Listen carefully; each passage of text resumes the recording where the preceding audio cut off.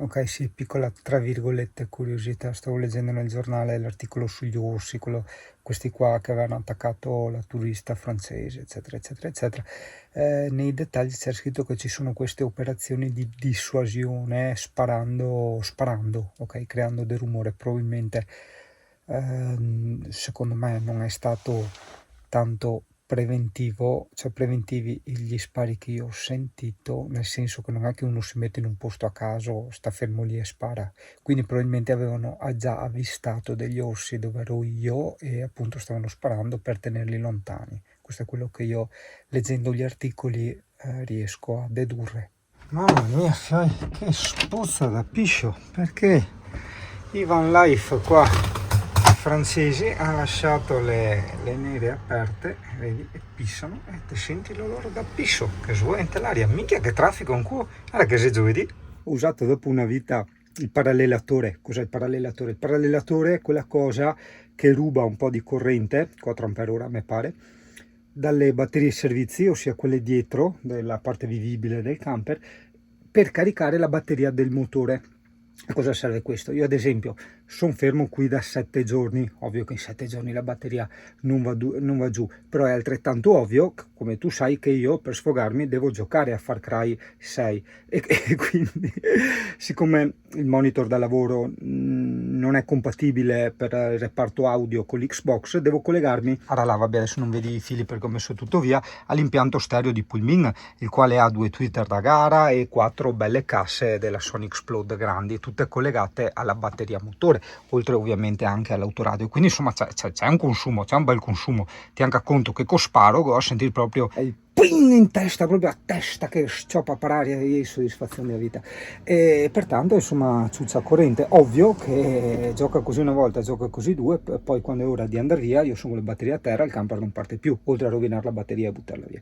Allora con questo sistemino a comando, io ho tutto a comando, ossia che decido io se fare andare le cose oppure no, mi piace, che ti dica a fissa del controllo probabilmente, e così si ricarica la batteria e sta sempre bella alta, bella pronta. Dopo ovviamente quando è piena si ferma, adesso siamo a 12,9, arriverà a 13 e qualcosa e poi si ferma. Costa più o meno, per adesso andare a buttare squazze, prendi con le pinze, più o meno 40 euro, è proprio un aggeggino piccolino, lo trovi anche su Amazon, è della CBE, Como Bologna Empoli, tu scrivi CBE parallelatore e lo trovi.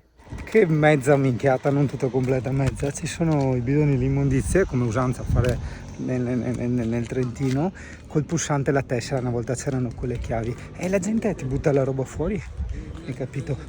Probabilmente puoi controllare, sì, la roba dei residenti, chi butta le cose, ma non ha senso, sono tutte squasse fuori.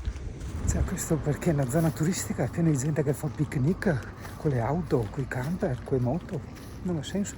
Guarda una roba, guarda i stranieri in Italia, Cunei e scarico aperto, vedi tu? Perché in Italia si può fare, o meglio loro, gli stranieri possono fare quel cazzo che vogliono. Guarda qua, voi adesso arriva il caldo anche qua, la batteria da 12,7 che era quella del motore adesso è 13, ok? Quindi insomma un pochino, un po' alla volta ti carica, ti riempie la batteria. Ma a Macedonia in camper si può fare? Per forza che domani sul sete taglia frutta, ti butti dentro, gonfiai su e frutta e via. E magari ci aggiungi anche il gelato. Che simpatica sta minchiata che ho preso. Ho preso all'Ikea, forse l'avevo già fatta vedere. Tanta roba, perché è leggerissima, è di plastica, quindi ultra igienica, ultra leggera e non ingombra. Ultra igienica nel senso che a differenza di quelli in acciaio con la clippetta che si apre e si chiude è facilissima da pulire. Bon, e questo è il mio pranzo. Ecco perché era tutti i van life su sto parcheggetto tattico e a pagamento 2 euro all'ora, però piove, io passo la giornata e la notte qui. C'è il rubinetto con la filettatura, adesso me lo segno. Io ti ho segnato tutti i rubinetti con la filettatura. Minchia come sta venendo bene. Vediamo. Eccolo là, perché in questo preciso momento adoro la mia casetta. Punto numero 1. Mi ero rotto le balle di stare lì, per quanto bello sia il posto. Ho fatto quasi record di stanzialità, porca miseria.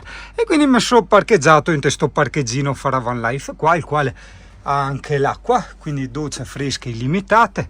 Sì, non che prima con 270 litri ce ne fosse il desiderio mancante, no? Siamo attaccati alla pizzeria e mi sono attaccato il dehumidificatore perché era una giornata che è iniziata a far caldo e umido. È bellissimo.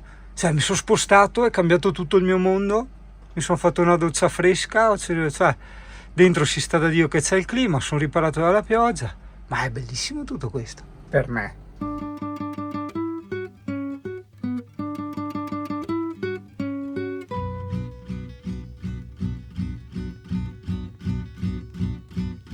Gloire à qui freine à mort de peur d'écrabouiller le hérisson perdu, le crapaud fourvoyé.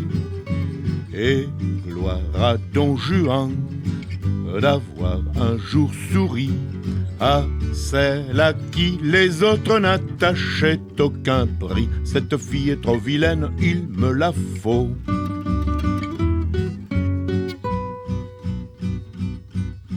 Gloire aux flics qui barraient le passage aux autos pour laisser traverser les chats de Léoto.